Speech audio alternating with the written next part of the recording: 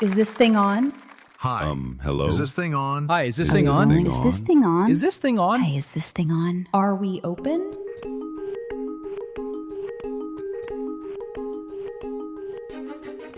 Welcome to Open Ed Mike, a podcast where voices from across the educational landscape share insights, stories, and strategies for transforming learning through openness. Whether you're new to open education or a seasoned practitioner, Open Ed Mike invites you into the conversation. All right, let's hear who is joining us today. Mike?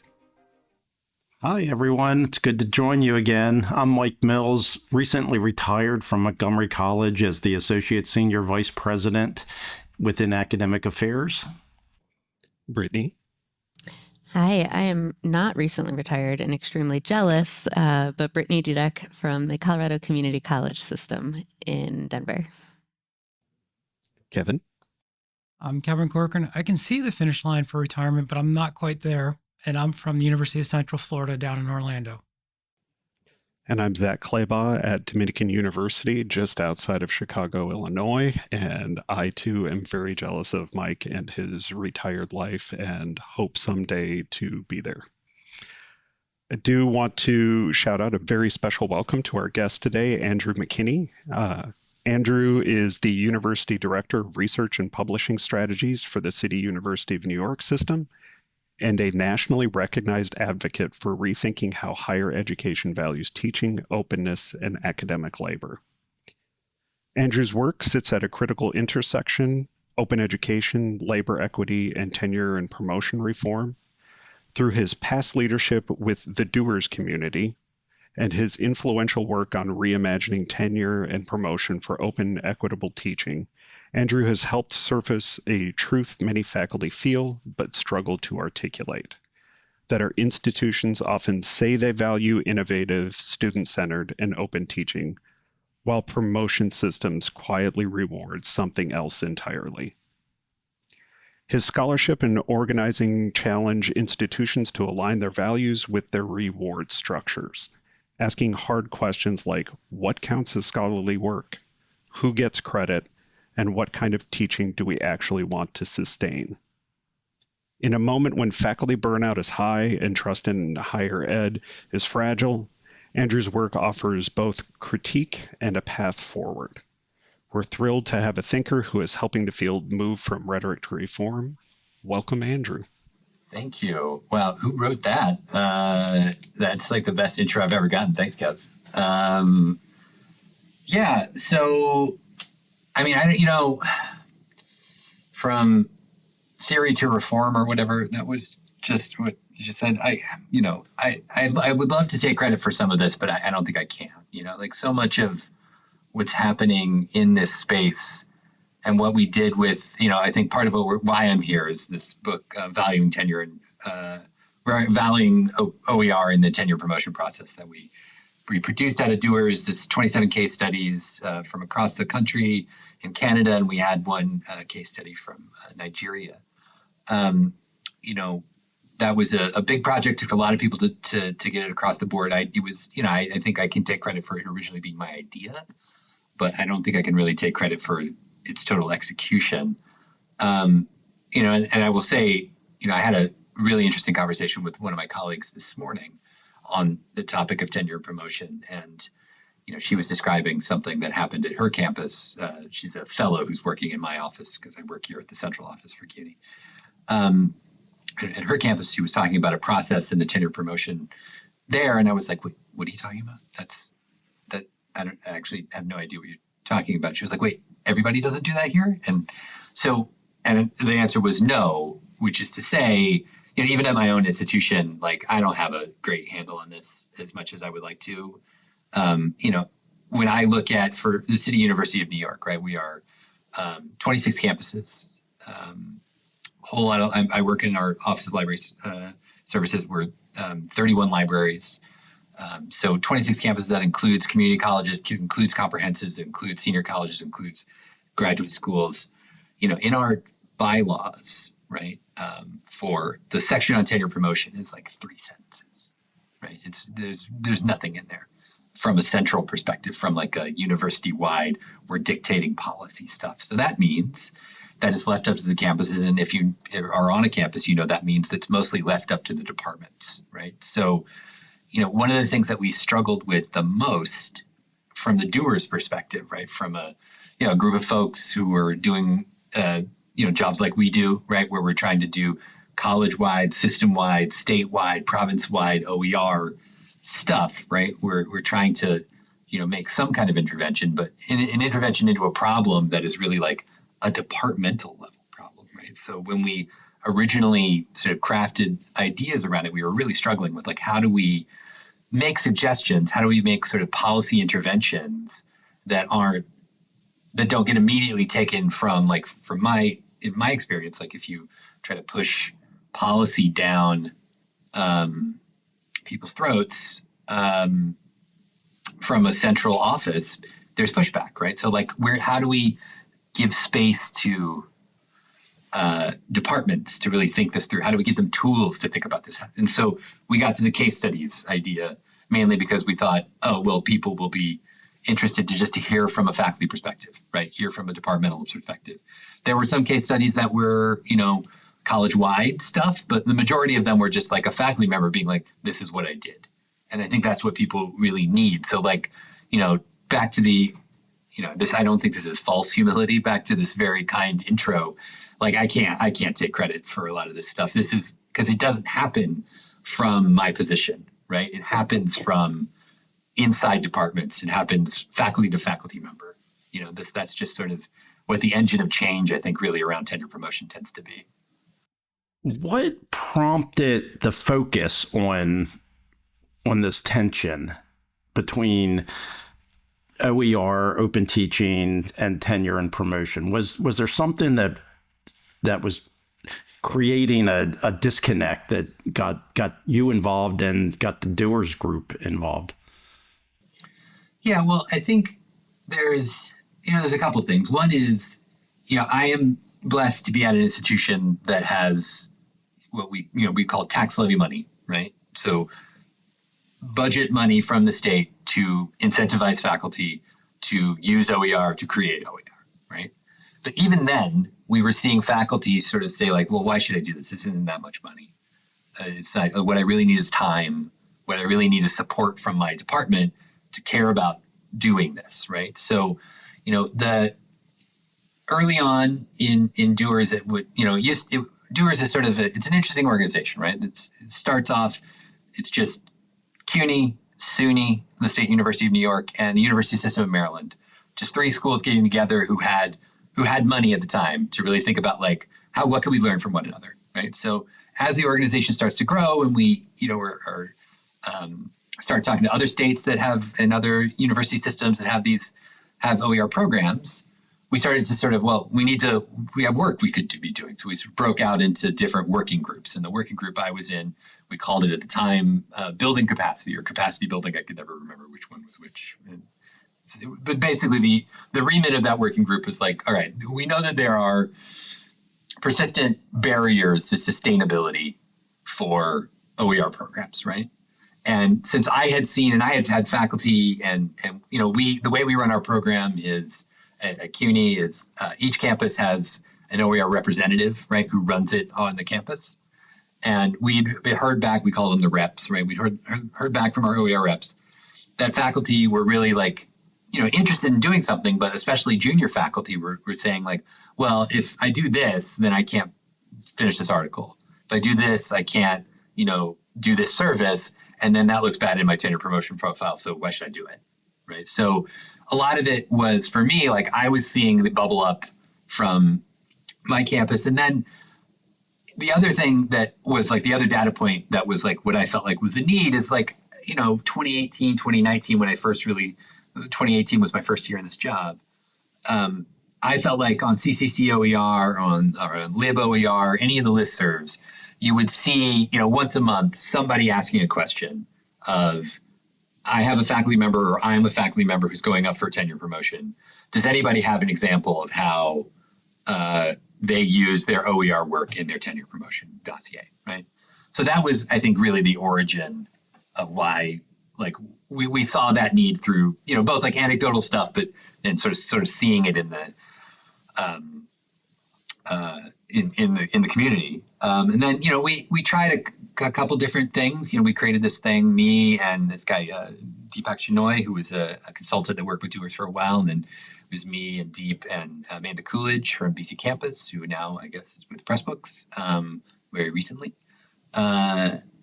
We developed this thing that we ended up calling the OER contributions matrix, where it's just like a little matrix, a little table that was, a list of types of OER activity, whether that be adoption or creation, or doing a SOTL study on your OER, or any number of other things, and then which of the sort of buckets of the dossier does it go in? There's the basic ones are teaching, research, and service, right? There are other what I learned through this process, specifically in the case studies, was there are other institutions that use different categories, but you can map most things to those three. So we just marked, like, let's say you wrote your own textbook. You could probably put that in teaching, and depending on the type of department you're in, you could maybe put that in research, right? So that we did that, and then when we sort of socialized it, put it out there, people were asking for, well, could you put examples in the matrix? And so there was a remix out of Oregon that did that. That was super nice. Really, it's a really great use of it. And then from there, we started thinking, well, maybe we should just do a case study book, and that's how we got to that part. Andy, you talked about the origin of how DOERS came to be. Yeah. Can you, just for the listeners who are not familiar Sure. with the acronym, can you explain what that is? Sure. Yeah, it used to be DOERS 3, right? So it was DOERS and the S was cubed, right? So it's driving open educational resources for sustainable student success, I believe. One question I had for you is that, you have, I believe, 26 different campuses within the CUNY system. Yeah. And the majority of them, I think, are colleges or community colleges, and you have one university?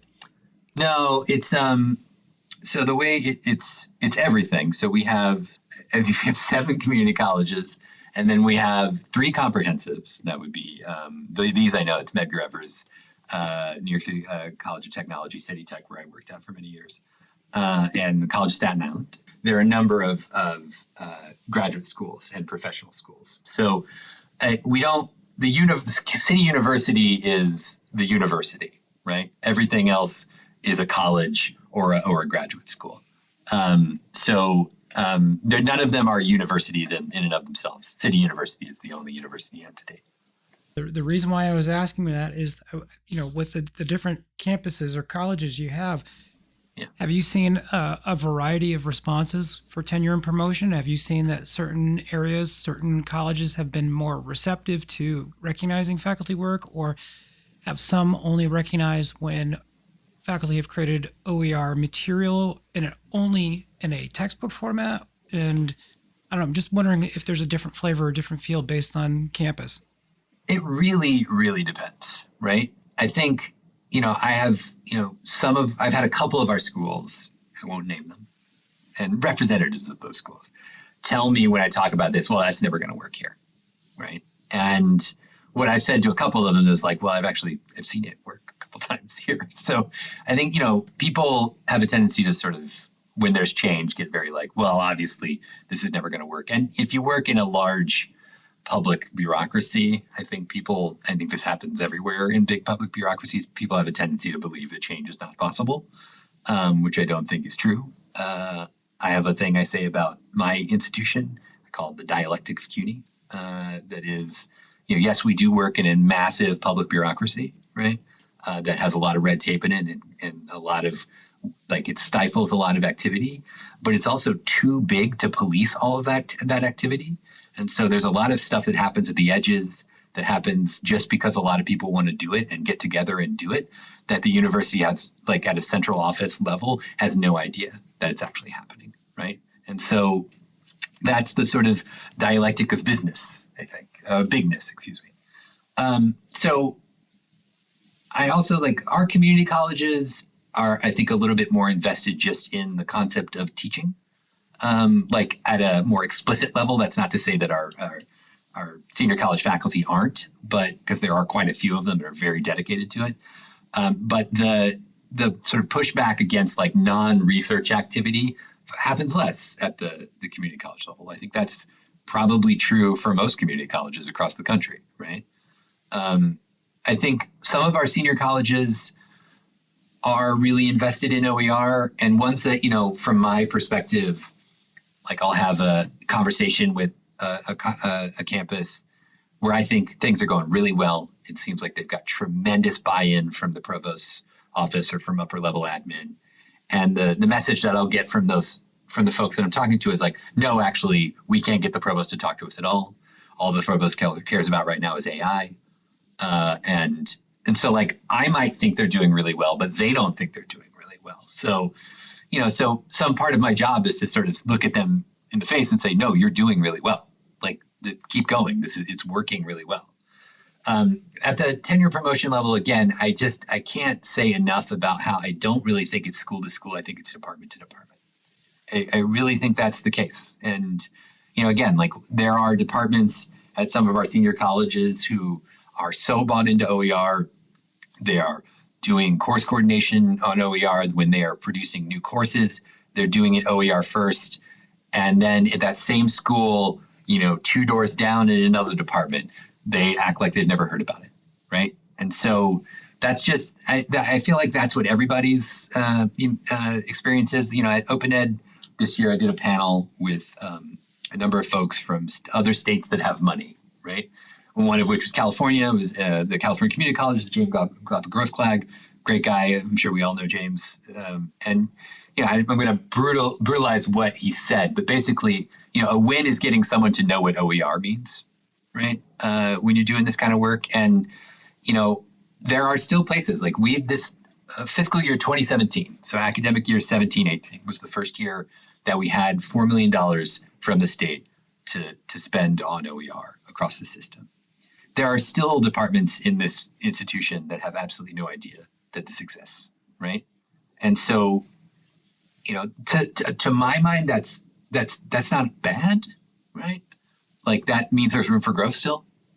We can still reach new people. We haven't saturated the space with it, so we can still keep moving. But at the same time, that means that, like, you know, if we're getting to campus P&B, right, where somebody from a really OER-centric department who's doing a ton of OER and the department says, great, you know, promoted and tenure, goes to campus P&B, and if that campus P&B is 3/4, you know, people who have no idea what OER is, that's a problem, right? So, you know, so I don't know that it really, like, just to come back to the original question, I don't know that it really shakes out to just some campuses do it better than others. It really is, it's a bottom-up culture thing, you know?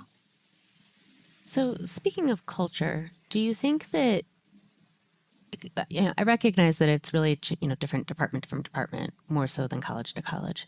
But do you think that kind of shifting that culture starts more with revising tenure language and focusing on tenure first, or with really shifting the departmental focus and their culture first, maybe to see the value in OER, or both, or something different completely?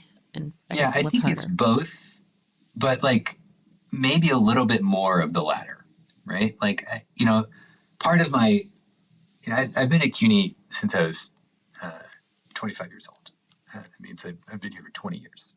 And so that's like my entire adult life, right? Like my brain is really wired by this place at this point. And when I say that thing about like the dialectic of CUNY, part of what I'm really thinking about is like how difficult it is to change policy versus how difficult it is to change culture, right? And I think what I've seen many, many times, and I've been on a lot of programs, a lot of platforms, a lot of just activity at this place from the ground up, like things that I have watched just sort of happen just from being there at the moment of inception. And I have found that if you just get a small group of people together and they start doing it and then they start advocating for it, and they get a couple more people on, that's faster than changing policy, right? So I think in some places that's not true, but in my experience, I think that's very true. However, I was giving a spiel about like the OER contribution matrix with Amanda. I don't know, this would have been probably 3 or 4 years ago, and it was we were talking with some folks in Iowa, and we were saying this is a bottom up document. We're trying to do bottom up stuff, just culture change from the bottom. And, it's bottom up, not top down. And it was an administrator, I think, from their board of ed. I don't remember where she was from. She said, well, I want a sandwich, right? Which I think about to this day, right? Like I want top down and bottom up, right? And so I think you do need to do both, right? You can culture change all you want, but like there's going to be a moment where you hit a wall where if you don't have the policy, that culture change can really only go so far. So I think you do have to do both. I just find that it is easier to do bottom-up organizing and getting people who self-select to this kind of thing and have the passion and the interest to really like talk about it and do it than it is to like get in the muck of writing policy. Policy is not sexy, right? It's not fun. To do. I mean, maybe it is for some people. I don't think it's a thing that a lot of people, especially a lot of faculty, feel super drawn to, right? And so, I just think it's easier to start small and then get to that policy. There's one of my colleagues, Luke Walter, who I used to work for, and I still work with quite a bit, has a phrase that he used once about. A lot of my background is in educational technology, like specifically open educational technology. And he said this thing once, which I both agree with and disagree with, which is if you build it, they will fund, right? And so, just get started, I guess it would be my advice to everyone, is just start doing it, start advocating for it. And the policy, I think the policy will follow. I think it's hard to create policy that just produces activity. I mean, that's really like, that's the thing I struggle with is like, I can change my policy from my seat. And some of it I can get people to do if it's a compliance issue. I basically say, if you don't do this, we won't give you any money. But like, if I make other sort of policy shifts without getting buy-in from below, it's not going to happen, right? You can't really enforce it. Andy, you're making me think about when I was in Connecticut and there was a community college in Bridgeport. Their dean, it wasn't necessarily a policy change, it was a procedural change, and they granted course releases for anybody that presented a proposal that was in high impact work. So, I mean, that could be a way that the sandwich works in some form of fashion, but not policy, because then you get to the letter of the law versus the spirit of it. But, I want to ping you and ask you about something that we tried to do. So we're talking about departmental focus. We're talking about cultural change from the bottom up. We started to try to explore influencers, and we started looking at discipline associations. What went wrong?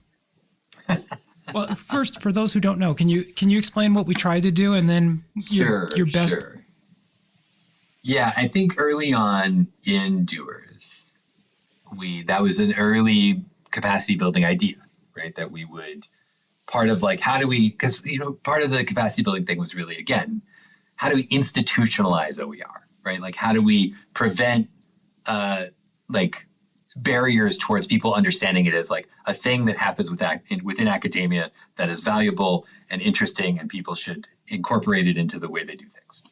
And, it was Mark McBride from CUNY, who's now at Ithaca SNR, who said, faculty live in two places. They live in their departments in their college, and they live in their discipline, right? So getting to them in their institution is one thing, but getting at them in their discipline is another place, and maybe a better place. I mean, I think that's debatable which one's better, but like, I think for some people it probably is quite true that the discipline and the disciplinary association is really where they see their home, right? So, I mean, I think I don't know that we failed, Kevin, so much as like we only had so much effort, energy and so much ability to do things that like trying to cold call disciplinary associations seem kind of like the wrong thing to do. I mean, we talked to somebody from OpenStax, if you recall, about what their approach with the disciplinary associations is. And, some of the disciplinary associations produce content, right? They produce educational material that they charge for, right? That's part of their revenue model.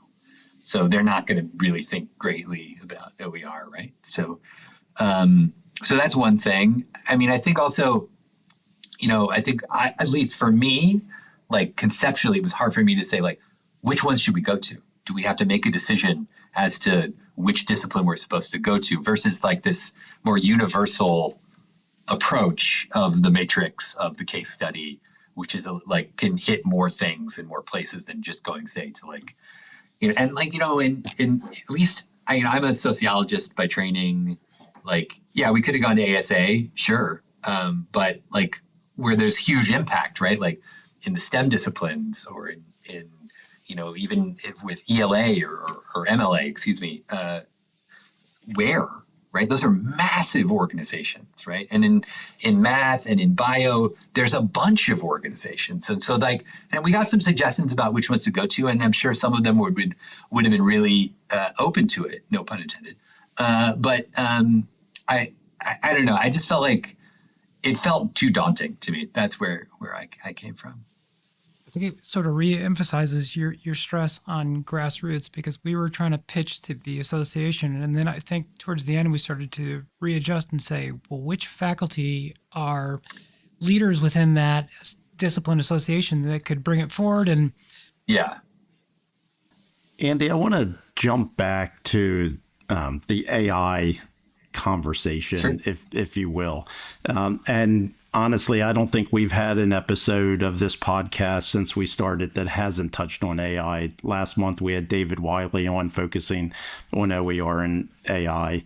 And it's a tension point for a number of faculty. And if a pre-tenured faculty came to you and said that they were interested in open pedagogy, but they were scared and maybe scared because their administration, their discipline is saying, you have to figure out a way to incorporate AI into your classes, not necessarily focusing on open. What advice would you provide? So we're working on some AI guidelines for folks who are creating OER at CUNY. And, we had thought about creating policy about it. And the campuses are really just sort of in charge of how they want to, dictate that stuff. And so we came to this sort of guidelines concept of, what are the, things to think about while you're doing AI or using AI, generative AI to create OER. And one big one is like, what is citation in this, right? What is, what do you think the benefits are versus the negative costs of the usage of AI, like AI data center waste, copyright violation within the corpus of a large learning model. I guess what I would say to them is, I don't think, and this is again 20 years in the game here, right? I've seen a lot of trends come and go. And I find this AI thing and this like, well, this is just what we have to do now. This is just what it is. Welcome the AI overlords with open arms thing. I think this is really silly. I just don't. I think there will be a bunch of changes that happen in the next 5 to 10 years that will change how we think about this, either for the better or for the worse. And so going whole hog into it now, as a junior faculty member, just because your provost, fun fact, your provost is probably not going to be there after 5 years, especially if you're a large public. Shelf life on those guys is not very long. And by the time your next provost comes around, it's probably going to have a different thing he wants you to do. If you've got OER support on your campus and those folks feel sustainable to you, just focus on the OER. The trends, like I said, trends come and go. Choose yours. If it's AI that you want to do, and that's what your thing is, you're excited about it, you're really like, you want to push it to the edge and really figure out how it works, go ahead. But if you don't want to do it, just because someone in your administration says you should do it and you feel like you have to do it instead of doing a thing you want to do, I don't think that's a good job, man. I don't know.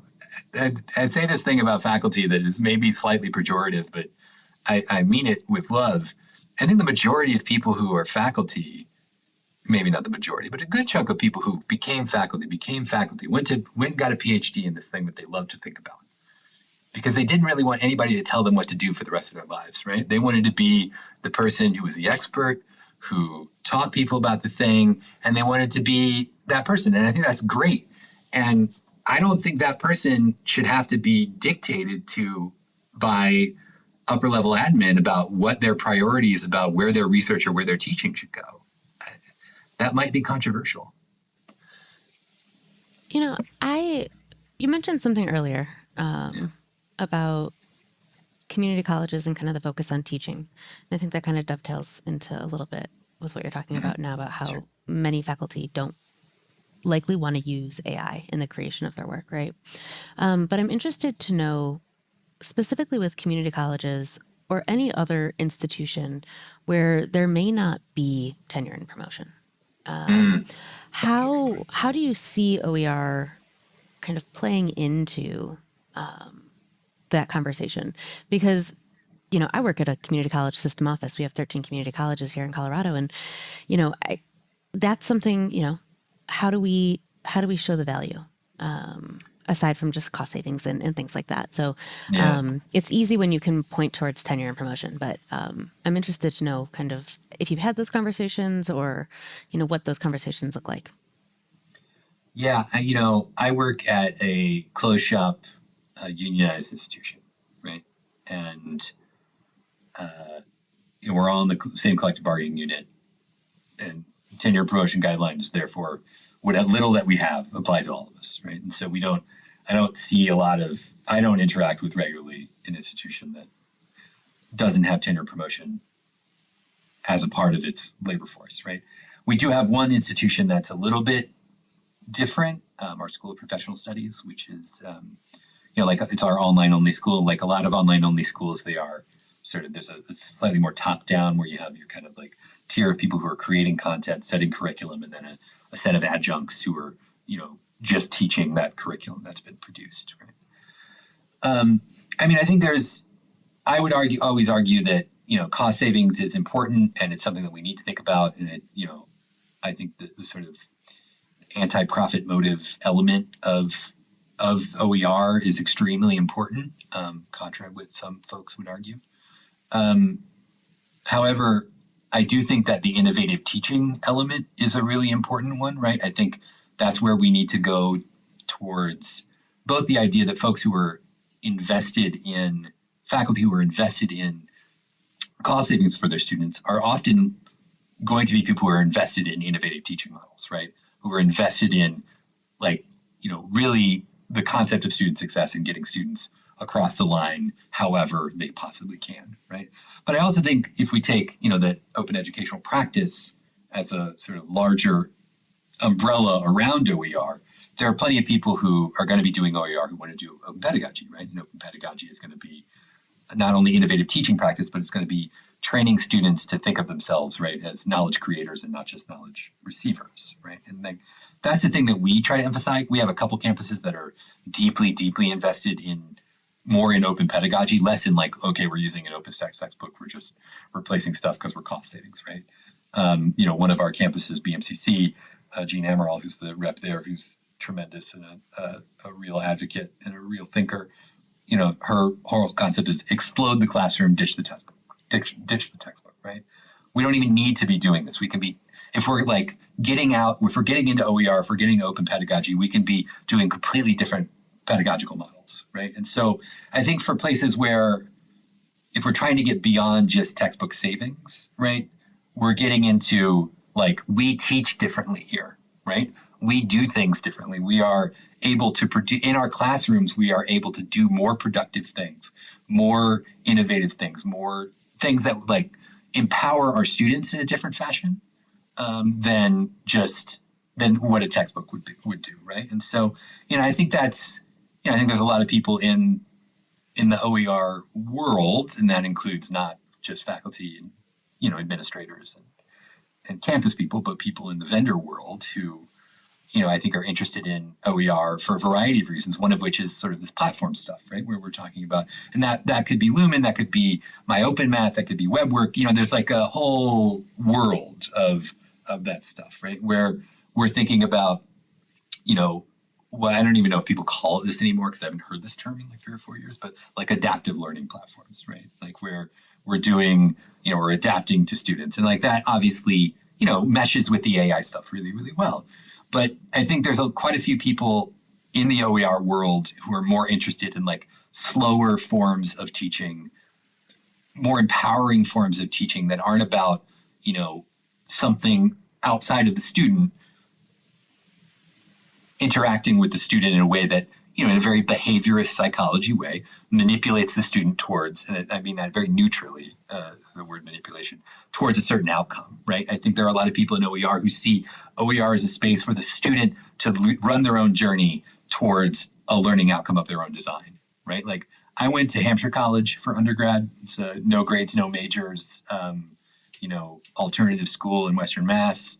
I have my son in a progressive school where we don't do testing. Like this is the kind of stuff I believe in, right? As a pedagogue, I am a 4th generation teacher and administrator. So these are the types of things that I really believe in.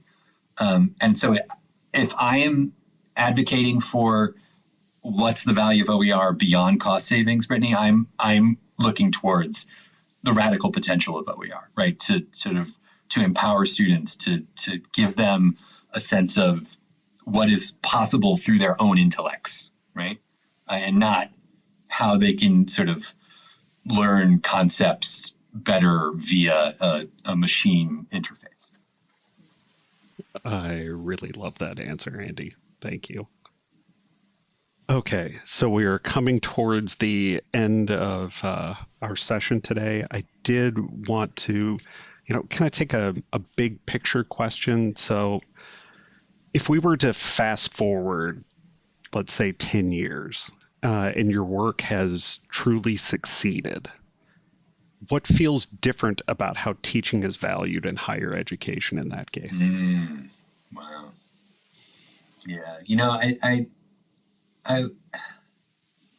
I love my institution deeply. Like I said, I've been here my entire adult life. It matters more to me than most things in my life. But there are elements in this place that drive me a little crazy. And one of which is, I think I grew up, my mother was a elementary education teacher at a very small college near where I grew up in Indiana. And she was, if you know me, I'm a ranter and a complainer. And if you'd ever met my mother, you would know that's where I got it. And she would complain about this thing at this little place called Franklin College in Franklin, Indiana, right? FTE, about 800 students. And I grew up in this little tiny town called Edinburgh, about 4,500 people. Most of my teachers were her students, right? So they were taking like 1st generation college students and repatriating them out into the community as trained elementary school teachers, right? Extremely important job. And what she would complain about all the time is that the presidents of her school, the board of trustees of her school would be desperate to hire people who had gone to the Ivy Leagues or gone to University of Chicago, right? And it's a similar thing I see here, which is this idea that if you don't have elite educated people or you aren't trying to be an elite institution, then what are you doing, right? And my point is, if you're trying to be one of those things, what are you doing? One of CUNY's claims to fame is its thing as its position as an upward mobility engine for the people of New York City, right? And that's fantastic. That's beautiful. I would prefer us to be a little bit more concerned with citizenship, but that's another story. So what I want for CUNY is for us to understand our value as a teaching institution, right? Where teaching is valued, where raising up what there's in the charter for City College, which is in the 19th century, the first public school in New York City, and is our original school of the CUNY system. In that charter, it's the purpose is to educate the whole people of New York. I think about it, and honestly, it makes me cry to think about it. I love that as a concept, right?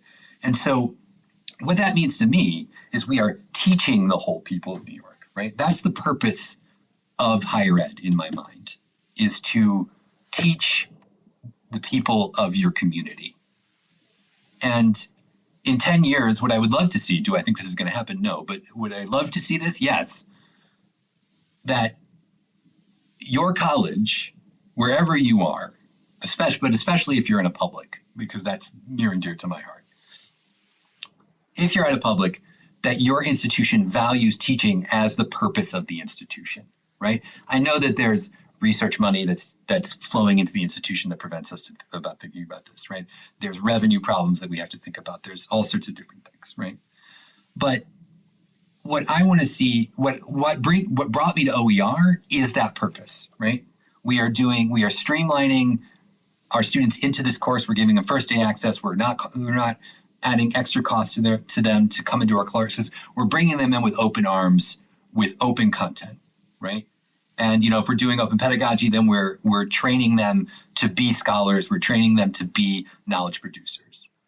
And so what I want to see is institutions that recognize that training citizens, training people to be citizens, training people to be thinkers, training people to be good human beings that think about the world in a nuanced and empathetic fashion is more valuable to a society than credentials. That's my high horse. Well, I think I can probably speak for all of us in saying that we really appreciate that. I mean, very powerful statement. And I think it's something that all of us also feel, really bought into and really dearly about. So thank you very much. Okay, so we are now at the end of our episode, and our tradition here at Open Ed Mike is to end our podcast with a terrible open education related joke generated by AI. So, Brittany, I believe you are taking it away this week. I do have the honors.